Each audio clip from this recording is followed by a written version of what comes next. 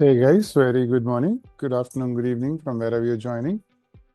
So, very quickly, I'll just take 3 minutes here while the other folks are joining. Yeah. So, I think we've been hearing a lot about agentic AI. Today's session will be somewhat relevant to the agentic AI or the basics of agentic AI. So, I want to bring up some facts before you guys and make you understand why we are bringing up this session to give awareness and what we tend to let you know through this session. So AI agents revolution is here, guys. AI is not no more in future. AI is already here.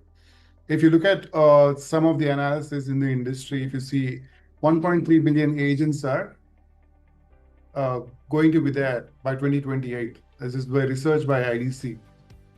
In McKinsey, there are about 60,000 employees right now. 25,000 employees are agents. 50% of the organizations are already using agents. 75% of the folks are either using agents in a proper way or just trying to learn AI.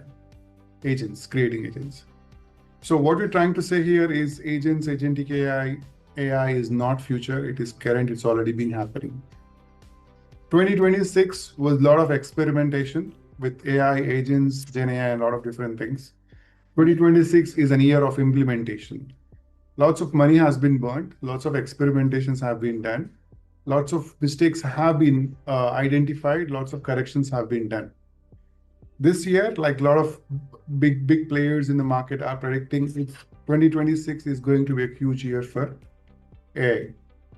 The future of developer is not replaced by an AI.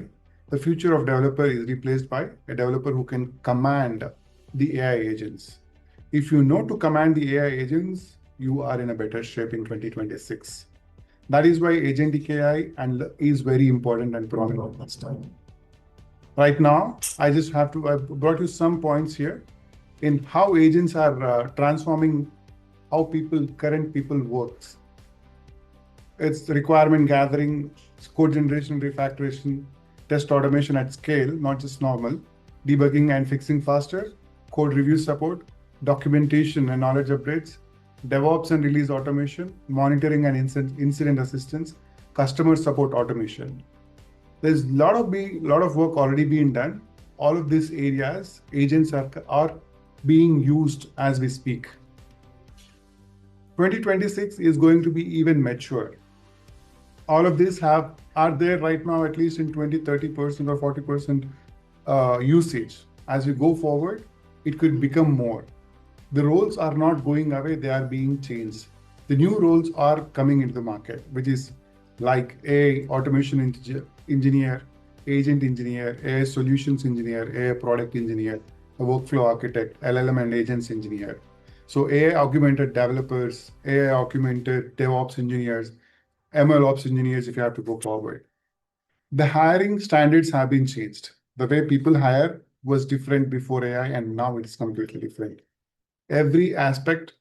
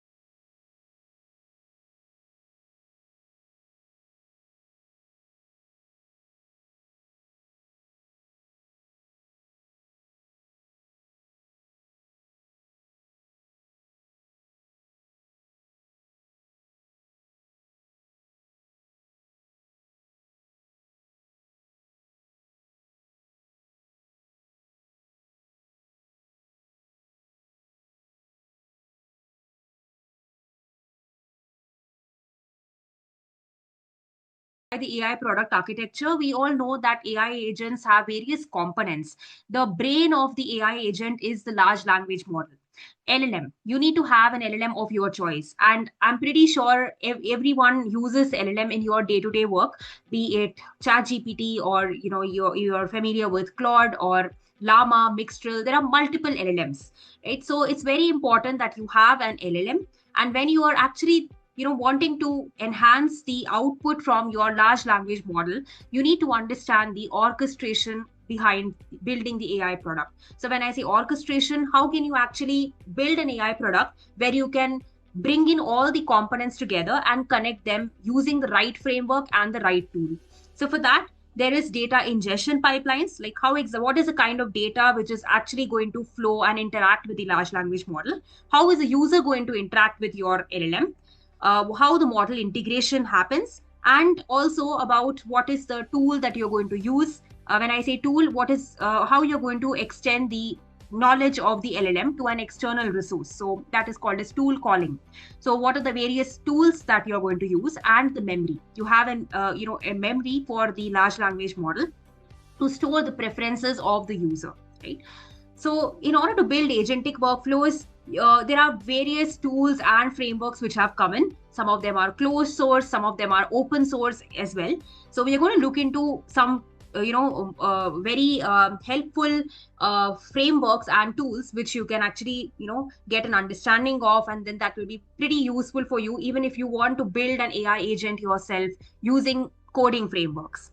So, firstly, traditional, I see a lot of already various advances have been made in the AI development domain. So earlier in traditional AI development, we've seen that it required specialized skills of programming and coding. It was very essential for everyone to know the basics of Python, coding, various programming languages. But in today's world, it has become so easier. Even if you are not from a coding background, you can actually wipe code and build AI agents and products yourself, right? So there are various AI tools. So the most important skill that one needs to master right now is vibe coding. So how can you actually interact with the large language models? What are the various prompt engineering techniques that one needs to be aware of to interact with such LLMs? So I'm going to now come to the tools part. We are going to cover three tools here. Diffy, which is especially for building RAG agentic workflows for production level. And then we have the next one, which is Lovable. Lovable is also for building prototypes and web applications without any line of code. So you're going to actually interact with the large language model and build some beautiful, full stack web applications using Lovable. And GitHub Copilot, which acts as a pair programmer for developers. We have the agent mode in GitHub Copilot, which comes in quite handy for debugging. So these are the three tools I'm going to demonstrate. Apart from these, also there are multiple tools which I've put in this PPT, and that would be shared. Even the links would be shared after the session. So you could also take a look and use it for your various solving your different problem statements. So firstly, coming to the tool Diffy. Now, I would highly encourage if you could do it along with me hands-on in this session so that you get an understanding. But however, as the session is recorded, you can also follow it for now and make some notes, some pointers, and then also practice it later.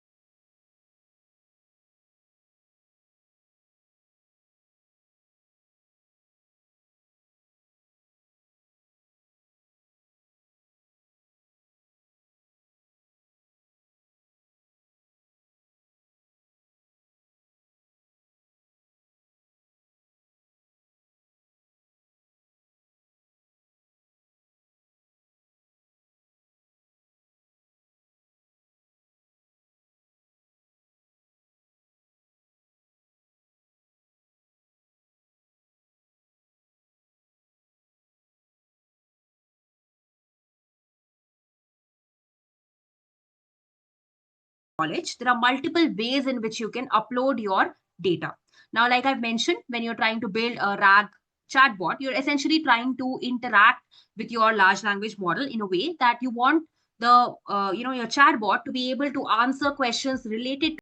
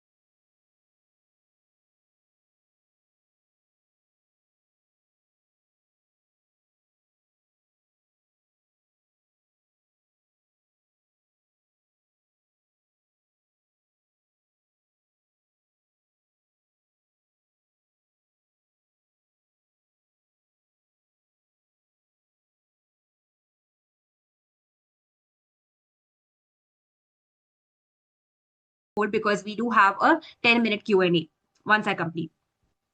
So let's say in the chunk settings, you are trying to understand what is the maximum chunk length, which is how many number of tokens should be there in a chunk.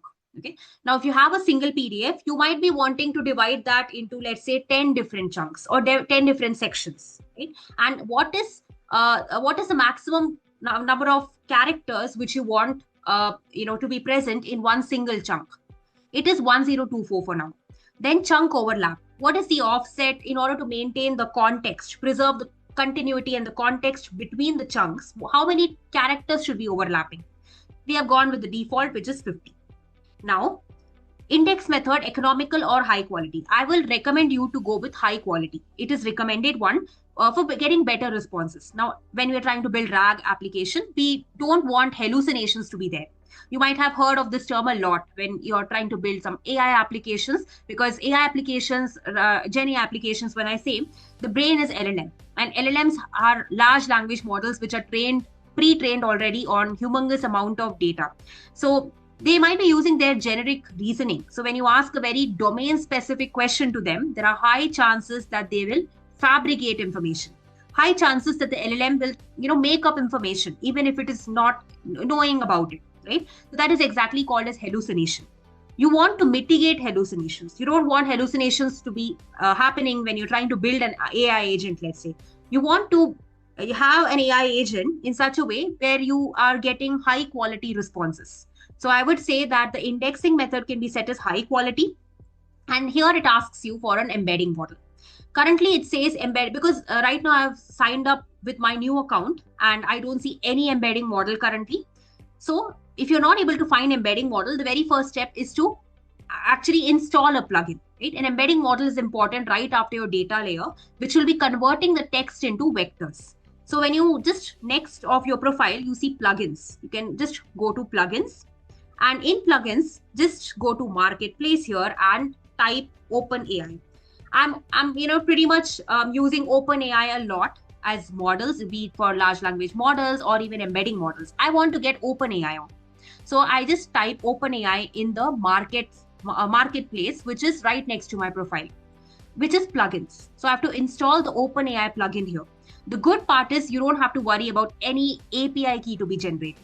Okay, so because usually when you're trying to access any models, API keys need to be created so that you can get authorized to use them. Right now, Diffie will give you access to even OpenAI. You don't have to worry about creating an API key here. So it's even generous in like I've mentioned, in terms of how many workflows that can be made. So you can build as many workflows as you want and AI agents as you want in Diffie for free. So I'm trying to install plugin here. When I go to install plugin OpenAI, I just click on install. That's the only thing I do. After install, I go back to knowledge where I was trying to actually build an application. So, build a knowledge store. So when I go to knowledge, import from file, click on browse here, and then just upload my PDF. I just click on next. I'm going with the default settings. Index method is set as high quality. And here we go, embedding model. In embedding model, now we are able to find all the OpenAI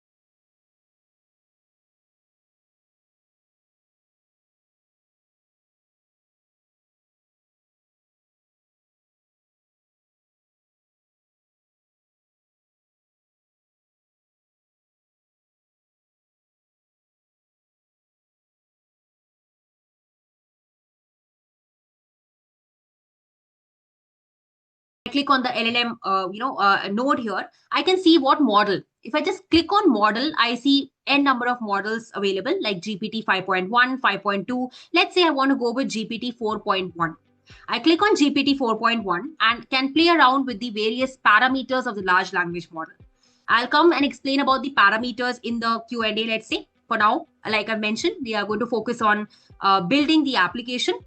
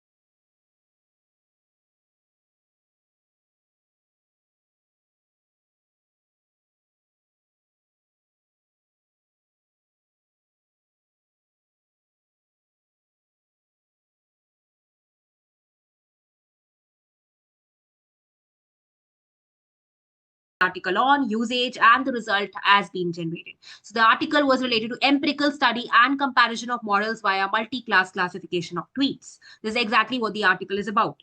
Now that I've actually tested this particular node, let me just go to preview and ask this question again to it, like what is the article on? Let us check whether the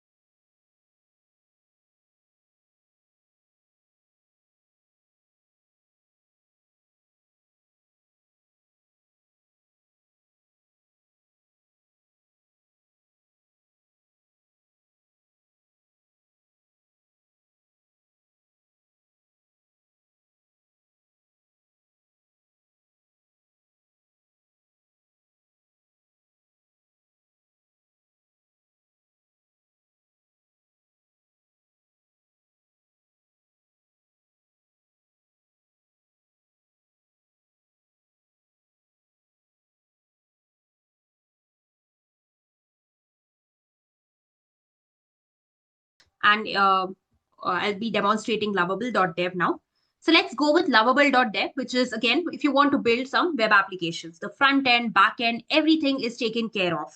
So let's say that in Lovable, as a product manager, assuming that you are a product manager, you would like to actually build a web application, which, or a website, which will actually be, write you some detailed product requirement specifications for an idea, generate you user stories, users journeys, and also will be able to give you a roadmap. When it comes to actually building a product, you need to understand, you need to have a good, well-crafted roadmap. So you're trying to build an application which will be allowing product managers or founders to quickly prototype their ideas. Right? So the target audience could be the founders, product managers, product owners. So how do we prompt Lovable here? The prompt needs to be quite well framed. So I have just curated the prompt, and here's the prompt template I have. Prompt template is a structured set of instructions and requirements that you're providing to the large language model. So here I've just explained you what this prompt is about. Firstly, I have given it role prompting in the very start, where I've assigned a role to the LLM. You are a senior product strategist, right? So I'm actually asking Lovable. Lovable also under the hood uses LLMs. So I'm asking Lovable, basically the LLM, to act as a senior product strategist for me to create a structured product roadmap. The inputs are going to be product context, primary persona, market problem, business goals, time horizon, like what is the year by which you want to launch your product, and constraints, metrics of success, and what is the output format. You are looking for roadmap themes, PRDs, sequencing rationale, etc. Along with this, there are some rules which are mentioned in the system prompt. These rules are, acting as constraints for the LLM in terms of what it can generate, so that, you don't want LLMs to give you hallucinations or some unrequired responses. So we are asking it to be opinionated and don't be generic, because we know these LLMs, what we are using, are not fine-tuned for something. They're not specialized for a use case. They are quite pre-trained. So we need to handle that in the prompt. Tie roadmap to user outcomes plus business metrics. Note ambiguities and assumptions explicitly, and include technical dependencies where relevant. So let me just copy this exact prompt, paste it in Lovable, and I would say build, so something which I would want it to build, right? So build a web app for product managers and strategists for the above requirement. Okay, if this is exactly what I'm looking for, okay, firstly, we need to log in as well. So I will just copy this. First, very important that you log in. If you don't have an account on Lovable, you can either go to it, continue with Google, or continue with GitHub. So I will just click on continue with Google. Let's say, log into my account, and then on Lovable, you just have to paste this prompt. So this is exactly what we wanted to wanted to build. The good part is, even if you have certain documents, you can even use the attach option, just like ChatGPT or any other large language models you have used, like Gemini, have this option where you can upload your images and documents. You can even chat without making edits, or if you want to, screen share, pass in some audio input, you can do that. Let me pass this prompt for now, and let's see how Lovable under the hood takes care of building the web application for us. It builds the front end, the back end. When I see front end, the user interface, the look and feel of your web application is the front end. So it takes care of building the front end for you. Then it also, takes care of if there is any database, external database, then it also adds a DB. What is the backend logic and the code? So we can also look at the preview. Meanwhile, it is building. It's saying, let me edit the index.css file, right? So when we go to code, when I go to click on code here, I can already see some files added. I can see a source folder created by Lovable where I have some HTML, CSS files. CSS is cascading style sheet. It's basically for styling purposes, for adding, the fonts, background colors, etc. for your web applications look and feel. Then you have the structure of the web page in the HTML files, and you have some JavaScript files for making it dynamic and for adding some functionalities to the pages. While it is building, I can see that, what exactly is happening. I can see the features which are being added. Structured input form for all roadmap elements, because there are some form, because if you look at the prompt, I have clearly mentioned the inputs are going to be product context, primary persona. So these inputs are something which the user is expected to enter, right, to the web application. So these inputs we need to build some form fields, some forms, fields, or some buttons through which we can, get the user's input. It's actually building that. Then we also see real-time preview of roadmap sections, clean card-based layout for each output section, and smooth transitions and micro interactions. So this may be very domain specific related to web development, but gives you an idea as what is actually being built by Lovable. You can see when you go to cloud, if you want to, this is actually in a premium plan. So if you are also looking for completing the backend AI models out of the box, you can also look forward to adding an LLM to the application, etc. Free to start, but it's pay as you go service. Then you have analytics for your web application once it is launched and live, and the preview. So once it is done with building the applications, you should be able to see the preview, which you can easily share as a shareable URL. It can be shared and published online. I think probably it would take some time for generating the code and launching this application. And even if we are not satisfied with the application that has been built in one go, we can always refine the prompt. We can iteratively refine the prompt as per our requirement and ask it to add some new functionalities, features for our web application. So you would be actually, amazed by looking at how quickly the application has been built.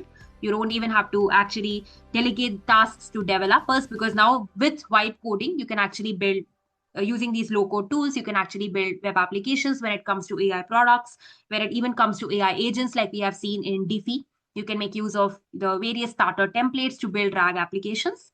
And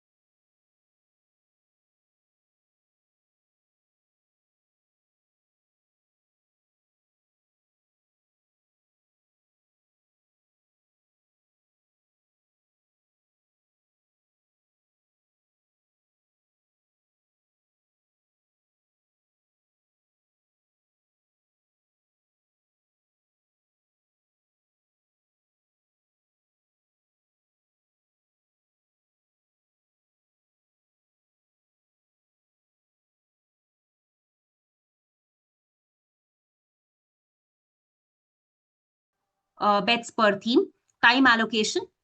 No, so as a product manager, it makes my job very easier now for me to do proper planning, allocation of resources, etc.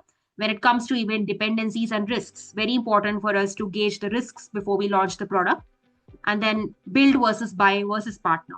When it comes to authentication and SSO, email infrastructure, usage, metering, monitoring, and alerting. It has also, in fact, highlighted what all tech frames and technologies can be used for monitoring and alerting. So Datadog is a technology for the same. Metrics and leading indicators, followed by sequencing rational and alternative path. So this is the kind of roadmap which got generated when I actually built. So if I want to generate a new roadmap, I can click on new roadmap, or if I want to export to JSON, when I click to export to JSON, copies it, and when I can also paste it somewhere, I should be able to see the JSON. You see, this is the JSON form which got actually, when I clicked on export to JSON, I can see it got generated for my roadmap. When I click on new roadmap, I can actually fill this form again for a different use case of mine, any idea which comes in, and I want to see how good it is. Is it actually solving a pain point? I can actually validate and build some quick prototypes.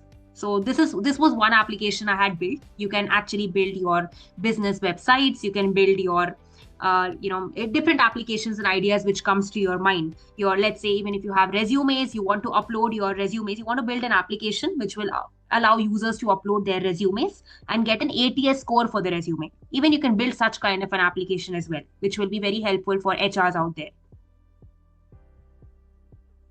Perfect. Great, Shravan. So I see that I believe that Lovable has actually given you an understanding of how vibe coding can also be leveraged in order to build such applications, AI products, and usually for websites. But under the hood, if you're actually thinking what is the LLM which is used, it's basically LLM which is used inside Lovable. It's a no-code tool, but if you want to build a Lovable-like application for yourself, there are some frameworks that you'll have to be aware of, and that would be covered in the Agentic AI bootcamps. This was about Lovable. Coming to the next product, this is GitHub I don't Copilot. think we have time. Right, yes. Simran, Sure. I don't think we have time. Yes. If you go back to Lovable, I just want to add a couple of things. I've been using Lovable for a bit right now. At least build 3 or 4 websites on that. I think we have an option on the left-hand bottom there to add a PDF to. Just say, yes, on the exactly. bottom, We do have, yes. Attach. If you just attach a PDF, it's gonna capture the essence of that particular PDF, the colors, the formats, the text, and everything, and it's gonna create a website in like 5 minutes. Your landing page and the whole website will be ready in 5 minutes. You can just attach and say, I want this as a website. Or if you have a reference websites, so you have a website and you know that I want something like this, and with all these pages, with all this functionality, and then you just copy paste a link, it also creates the website. Absolutely, yes. In fact, we also see multiple options here. Like you mentioned, there are connectors also here, which are MCP connectors, which also augment the LLM's capabilities. We have the option of taking a screenshot, etc.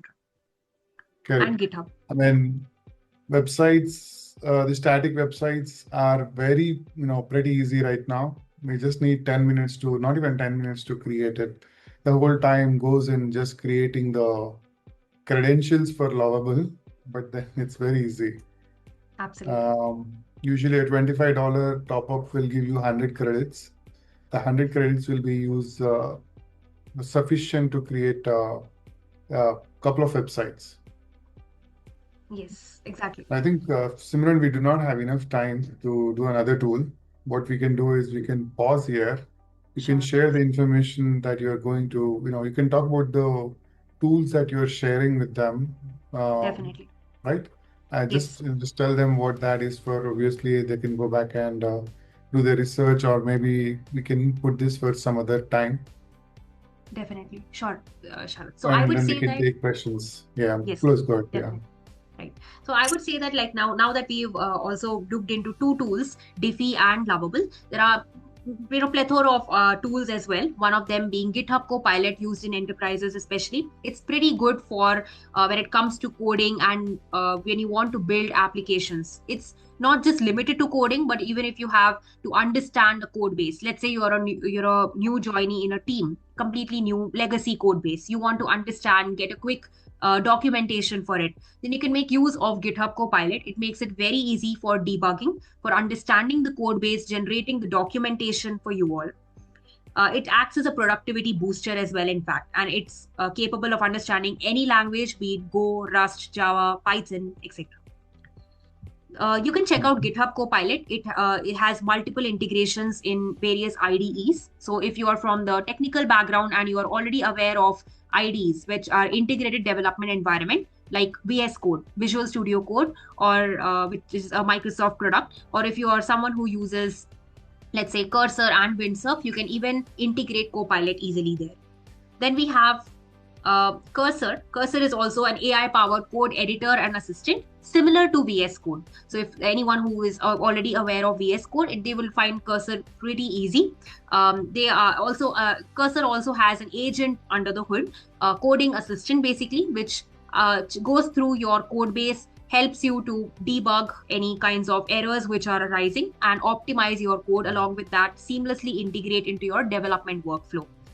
You can, all these links would be shared to you post the session as well. So along with the PDF, so you can also go through these tools. Langflow is one tool which is not a desktop application, unlike Cursor and GitHub Copilot in VS Code, but it is for designing agentic workflows visually, just like what we have looked in Diffy. Right? When I was actually explaining you Diffy, we have seen how this kind of a workflow has been built.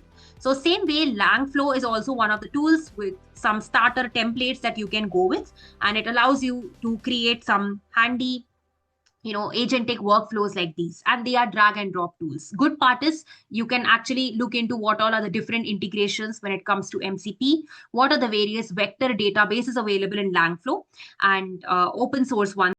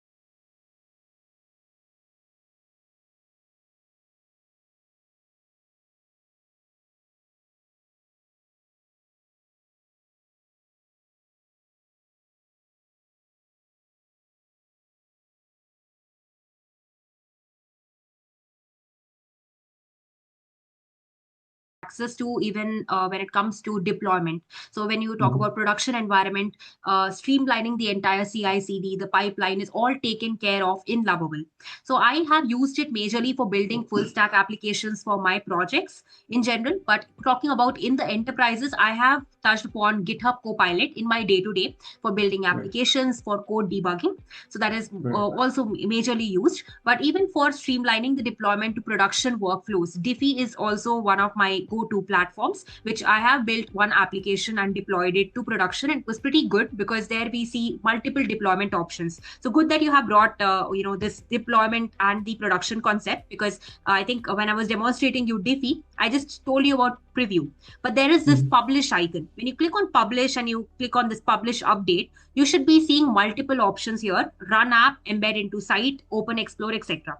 So if you want to actually self-host an application that you want, let's say N8 application or even Diffy, you can make use of Docker as a software and tool to run it at your desktop, and even for productionalizing it. So even via Docker, it is possible for you.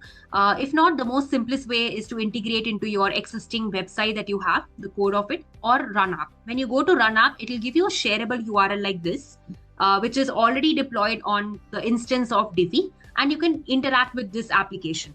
So this is like what the link which has been generated right now after I click on publish is public link. It is automatically deployed and public link. So the entire deployment has been taken care of by these tools, even when it comes to Lovable. But if you want to have your own domain, you can always customize that domain as well in Lovable.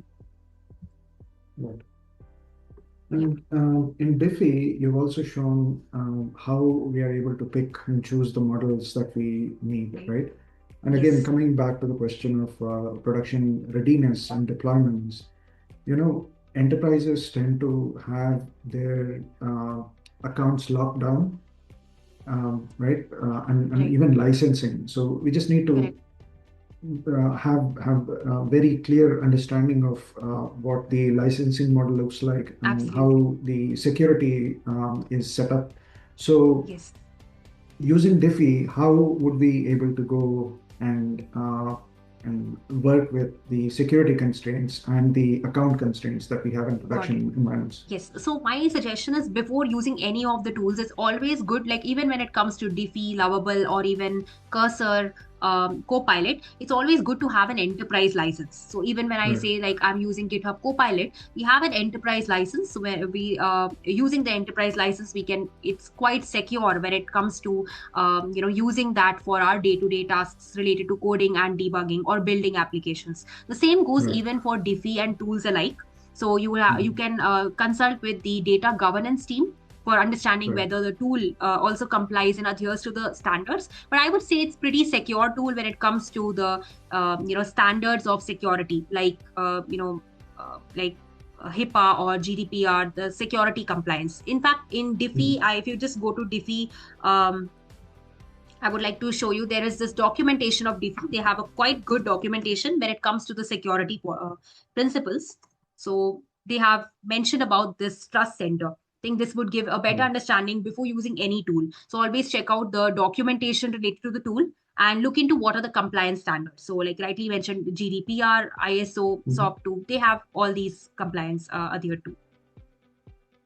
Right. Yes. Can I ask you another follow-up question? Sure, I realize we are over time, but no worries. In enterprise scenarios, right? There is data governance, as you just mentioned. There's also a center of excellence for these kind of tools where they vet and validate how the maturity of these tools are. There are so many tools out there in the market.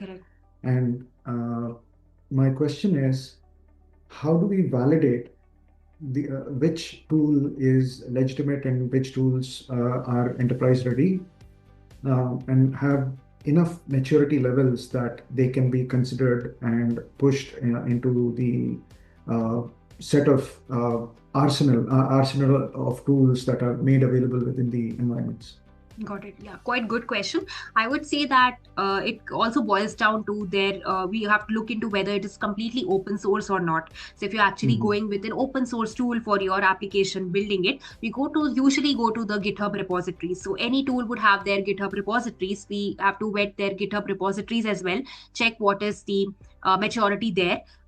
Also look into, is there any license mentioned in their GitHub repositories. So some of them have MIT license, some of them have the Apache license, GPL license, Mhm. etc. So looking Yeah. into that, we can get an understanding whether the tool or the framework can be used for commercialized purposes, or is it strictly for academic related purposes, research based purposes or not. So there are Right. different libraries also. It goes the same with libraries also in Python. Some of them, like tools like of YOLO, there are models which can only be used for non-commercial purposes, only for academic Right. and research based, and some of them which are open source completely and can be used. And the same even for LLMs on Hugging Face Hub. So even if you're Right. talking about LLMs, how do we know that which is the right LLM to be used? Let's say you can the best places to go to Hugging Face Hub, because that's Right. like a repository which will give us the universal access to multiple LLMs. And if there is a closed LLM or a gated repository of a large language model, we'll have to fill out a form which gets Right. authenticated. So there are certain closed source, some LLMs also with gated repo access, for which we need to fill out a form with our details, and only if it gets approved from the LLM provider's end, then we can get the access for using it in our products. So you'll have to look into the things like, if when you're using LLMs, if you're uploading data, how is the training happening? Is the data actually going to be, is the data being used, and training is going to happen on their cloud servers, which means that your data is getting exposed? Or do you want a completely local and a no cloud solution are you looking for, where you're dealing with some confidential documents and you want them to be not be exposed to anywhere on the internet and completely on your system? That is why even local LLMs and the rise of local LLM providers like Olama and local LM Studio has come up. So these are Right. multiple points I would say that which come in deciding like what is the right tool. Is it local solution that you're looking for, or a remote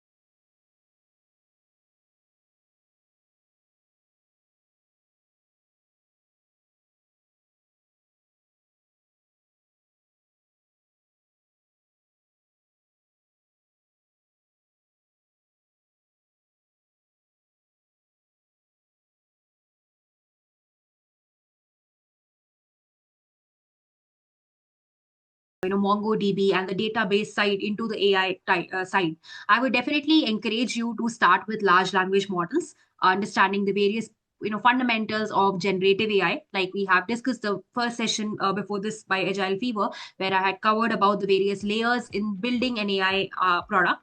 That will give you good clarity. Apart from that, get hands-on with these tools. Learning Python would definitely be an add-on, because you would actually be able to also understand what is happening under the hood while these LLMs are getting, processing the data. There are various courses offered by Agile Fever as well, which I would say that will give you like a lot of knowledge when you want to actually build hands-on products. So we have seen like a lot of good AI tools, right? And you can actually build solutions. But if you are interested in actually building these kinds of tools yourself and going into the details and nitty gritties of each of them, then highly recommended you learn foundations of prompt engineering, retrieval augmented generation mechanism. And because I've mentioned about LLMs, how these LLM models are trained and what exactly happens under the hood of a large language model. How, when it comes to chunking, tokenization, what are the different kinds of models which are used, or how do you evaluate these LLMs? So this will give you an idea of how do you become an AI generalist. It's very important. Where do we identify what is the use case and try to solve it using AI. So which is the right AI model to use it? That's the AI generalist principle, and the principles for building such AI agents and architectures, which would definitely be covered, taken from scratch, right from Python, prompt engineering, and exposing you to various frameworks like LangChain, Creo AI, or AutoGen, etc. So that would be, you could also explore the courses by Agile Fever and go into the documentations of these frameworks like LangChain, Langflow to get a better understanding. Thank you, Simran, for your time today. Thank you, everyone, for staying and listening to us. Have a great day ahead. Bye, everyone.